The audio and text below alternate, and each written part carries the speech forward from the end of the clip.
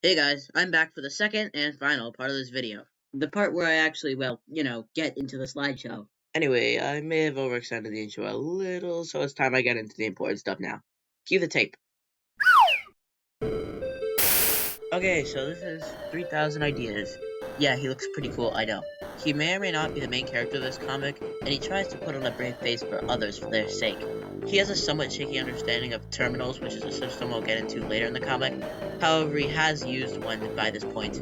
Also, when I say this point, I mean page 17, because that's how many pages have been released so far. Also, something I feel like I should mention is that eye patch thing he has will definitely be important later. To say the least, I have plans. Anywho, on to the next character. Next up on our list is Bebuzz 50095, but everyone calls him B.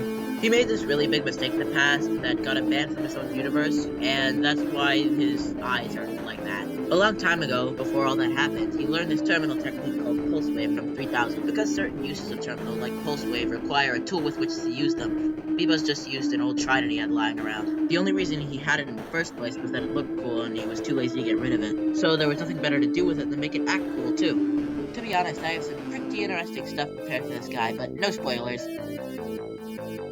Next up is Claire. She's a more recent addition to Crossover, however, she had a little more planning before we put her in. Other than, unfortunately for her, getting Portal to B's lair of all places, she has an inexplicably good ability to make milkshakes. Consequently, that's her only real job there. However, she is deeply interested in escaping so that she can actually go back home. Alright, is that music done? Okay, sweet, now I can actually get into the important part of the video. Okay, the real reason this video exists is just so I could tell you what all the names of the characters were. I low-key suck at show don't tell and forgot to mention a lot of these names. So yeah, take a brief moment to look at these character names and then I've got one last announcement.